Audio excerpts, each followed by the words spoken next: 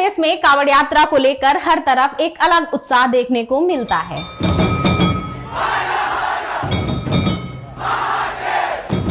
हमेशा वीडियो सामने आते हैं कि कांवड़ यात्रा के दौरान गैर हिंदू समुदाय कांवड़ियों पर पुष्प वर्षा करते या श्रद्धालुओं के लिए पानी की व्यवस्था करते हैं। पर इस बार कांवड़ यात्रा से पहले मुजफ्फरनगर पुलिस के एक आदेश ने हर तरफ भारी बवाल मचा रखा है। इस आदेश के बाद देश में राजनीतिक हलचल मची हुई है। विपक्ष से लेकर सत्तारूढ़ दल तक हर तरफ इस आदेश की आलोचना होने लगी है। तो आखिर क्या है पूरा मामला और क्यों इस आदेश के बाद इतनी हाय तौबा मची हुई है, आइए जानते हैं।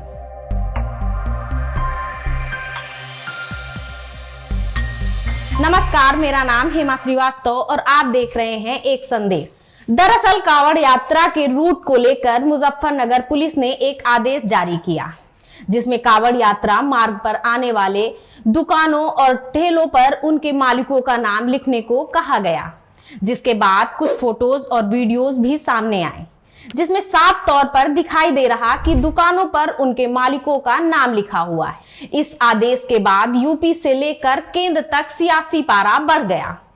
सपा मुखिया अखिलेश यादव से लेकर कांग्रेस के बड़े बड़े नेताओं ने यूपी पुलिस के इस आदेश की आलोचना की। मुद्दा तब बढ़ गया जब इसे लेकर एनडीए के सहयोगियों ने भी नाराजगी जाहिर करनी शुरू कर दी। जेडीयू हो या आरएलडी, सबने इस मामले पर रोष जताया।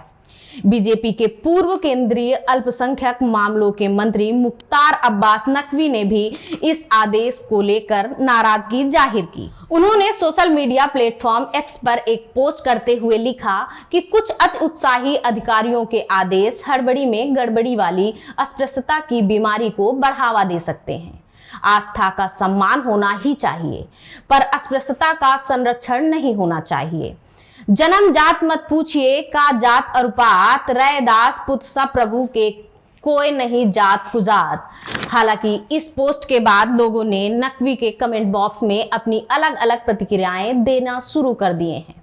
लोगों ने उनको जमकर सुनाना शुरू कर दिया, जिसके एवज में पूर्व मंत्री ने एक और ट्वीट किया, जिसमें उन्होंने लिखा, अरे ट्रोलर टट्टुओं, कांवड़ यात्रा के सम्मान श्रद्धा का सर्टिफिकेट कम से कम मुझे तो मत बांटो। मेरा हमेशा का मानना है कि कोई भी आस्था, असहिष्णुता, अस्पृश्यता की बंधन नहीं होनी चाहिए। इसके अलावा कांग्रेस के मीडिया और प्रचार विभाग के प्रमुख पवन खेड़ा ने इस आदेश पर नाराजगी जाहिर करते हुए कहा कि यह मुसलमानों के आर्थिक बॉयकॉट की दिशा में उठाया गया कदम है, या दलितों के आर्थिक बॉयकॉट का, या दोनों का, हमें नहीं मालूम। जो लोग यह तय करना चाहते हैं कि कौन क्या खाएगा, अब वो यह भी तय करेंगे कि कौन किसे क्या खरीदेगा।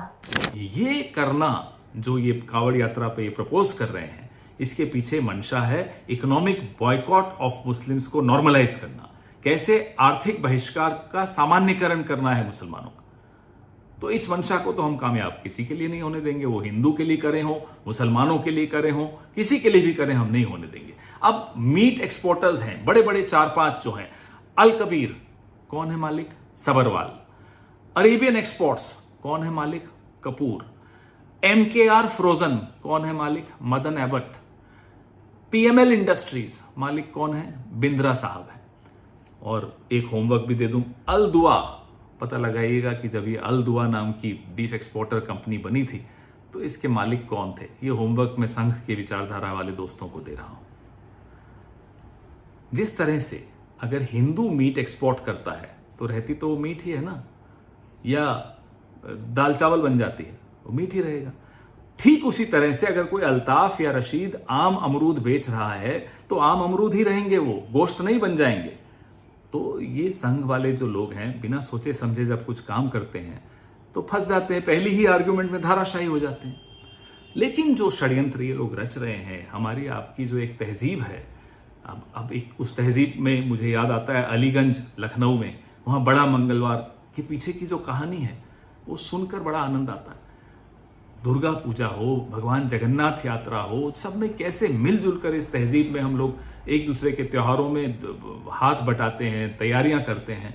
उस तहजीब पर ये हमला बोल रहे हैं, और ये हमला सिर्फ उस तहजीब पर नहीं बोल रहे, हमारे आपके घरों में घुसकर तय करेंगे कि कौन क्या खाएगा, किससे खरीदेगा, क्या कपड़े पहनेगा, किस भाषा में बोलेगा, इनको अपने घरों में घुसने से रोकिए। खैर, इस पूरे मामले पर आपकी क्या राय है, हमें कमेंट कर जरूर बताइएगा और चैनल को सब्सक्राइब करना मत भूलिएगा।